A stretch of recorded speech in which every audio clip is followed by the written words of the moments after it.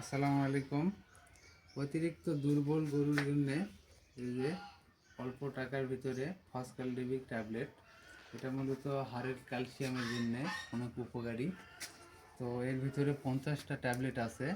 এটা যদি বেশি দুর্বল গরু হয়, উঠতে পারে না, উঠতে পারতেছে না, হাঁটা চলার সমস্যা হচ্ছে, আমার দিকে দেখো, তো সেই জন্যে সকালে 2টা, রাত্রেবেলা 2টা। তো আমি মূলত একবারে 3টা করে দিই, রাত্রে আমি খাওয়াই না, একবারে 3টা করে দিই। তো এটার তেমন কোনো গন্ধ নাই, এই যে দেখতে পাচ্ছেন এই জায়গা দিয়ে এভাবে। আপনারা অন্যভাবেও জিনিসটা ভাঙে নিয়ে একটু গুঁড়া গুঁড়া করে নিয়ে সব থেকে এমনি যদি মুখে দিয়ে খাওয়ান সেটাও খাওয়ান যাবে। আমি অত ঝামেলা করি না, আমি মূলত এইভাবে দিয়ে এই যে গুঁড়া হয়ে গেল, দেখুন এই গুঁড়া হয়ে গেল। এটা আমি একটা গরুকে খাওয়াবো। এই যে পানি আছে, এখানে আমি দিয়ে দিলাম।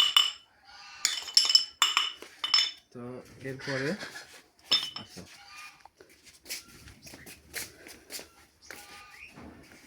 এরপরে এই যে লবণ লবণ দিলে মূলত তারা পানিটা তাড়াতাড়ি খায়, ভালোভাবে খায়, স্বাদ পায়। যাদের গরু পানি বেশি খেতে চায় না, লবণ দেবেন। আর এখন শীতের সময় আমি এগুলা কিন্তু সব গরম পানি দিছি, গরম পানি। আর এই যে আমি নিজে খাবার এটা বানাইছি। এটা মূলত এখানে আছে ধানের কুড়া, ভুট্টার যে আটা বলি আমরা সেটা, গমের আটা, আরও কয়টা উপাদান দিয়ে এটা মিক্সার করা আছে। একবারে আমরা এটা দিয়ে দিই, 1 মুঠ করে দিলেই যথেষ্ট। ব্যান্ডের থেকে অনেক উপকারী, এটা ব্যান্ড থেকে অনেক উপকারী। 1 মুঠে প্রায় 1 পোয়ার কাছাকাছি চলে যাচ্ছে, 250 গ্রামের মতো।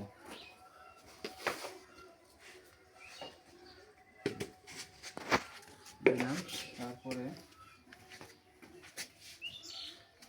এই যে ভাত ভাত ভাত মূলত ভাত বা খুদের ভাত, অনেকে অনেক কিছু খাওয়ায়। এটা মূলত প্রজননের ক্ষেত্রে করা যায় না, তাহলে গরুগুলানের প্রজনন মানে ঝামেলা হয় আর কি।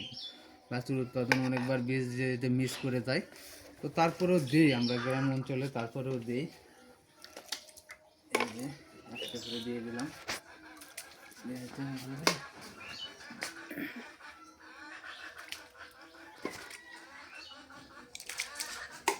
একটু বেশি দুর্বল, এই জন্য 2টা দিয়ে দিলাম।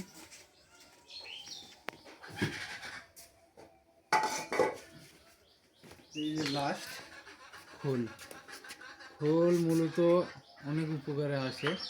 যেগুলা বকুন গরু, গাই গরু, এগুলারকে খোল আমরা যদি খোল খাওয়াই, খোল খাওয়ালে তাদের প্রজনন ক্ষমতা বৃদ্ধি পায়, তাড়াতাড়ি হয়, গরু হিটে আসে।